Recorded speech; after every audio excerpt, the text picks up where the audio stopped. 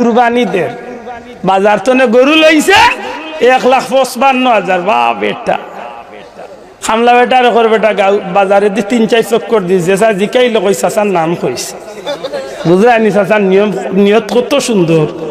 মাথই নয় গাঁর মাইনসে কইতা অমুক মিয়া চৌধুরী এইবার কুরবানি দিলে বেটাই উদ্দেশ।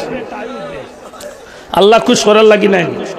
মাথই না বাবা ই কি দাবা হকদান জবাব দে, আল্লাহ খুশ করার লাগি নাই নি জি। ওই ইবাদি আনছে গরু 1,55,000, ইবাদি আরো 53,000 টাকা দি সিলেট তনে 3 ডাব্বার ফ্রিজের বাক্স। ইমাম সাহেব রে হুজুর নমাজ পড়াইয়া 4 লাখের কুরবানি আমারটা। ইমাম সাহেব রে হুজুর একটু সুন্দর করে জবাব করেন জানো। ইমাম সাহেব মাশাআল্লাহ জেলা ফারছেন ইন্না সালাতি ওয়া নুসুকি ওয়া মাহইয়ায়া ওয়া মামাতি লিল্লাহি রাব্বিল মাশাআল্লাহ। ইমাম সাহেবের তৌফিক আন্দাজা যা কইবার কই আল্লাহু আকবার। আবস আমরা আদাখান বার হইছে না উন্দাল তো ম্যাডামে কই রে কই যার তিলিয়ক নান দিলাও তোমার মোর কি লাগি রেডি করিলে কইলা আছে নি না নাই মাতগা আছে নি না ওইল কুরবানির অবস্থা। জকাত জাকাত ইসলামের ফরজ একটা বিধান আলিমগলরে জিকাও।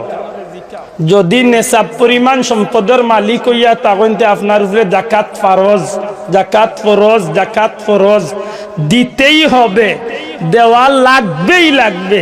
দিমু ইকান করিল হইতো নাই, দিয়ালে কোনো গরিবরে কুটা দেওয়া যাইতো নাই, কোনো গরিবরে দয়া করছেন না, কোনো গরিবরে মায়া করছেন না। ইগুন গরিবর ফাউনি আপনি তারে দিছ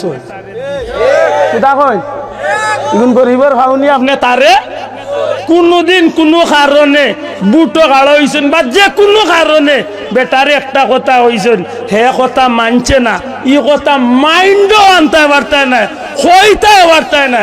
দেখলাই নিবা 53,000 টাকা জাকাত দিলাম তারে আর মোরে বুটটা দিল না। জি না, ইগুন তার ফাউনি আপনি তারে দিছ। আমরা জাকাত দেওয়াত খুব বালা, লাখো দিত 2,500, কোটির দিত 2.5 লাখ। তার বাপর ঘরের হে তার উপরে 5 কোটি টাকা আছে জাকাত। হে বেটা করছে কিতা সিলেটের বাজেট মটিত গিয়া 150 টাকি লঙ্গি 300 খান আর 250 টাকি 550 খান লইয়া আরো সাংবাদিক 32 করে কইছে আও বেটাই আও। লাইন ধরাইছে সকাল তনে জোর পর্যন্ত কয় রে ও যারা দেশ প্রচার করিয়া দিবা বল্টু মিয়া সাহেবের জাকাত প্রদান করেছেন।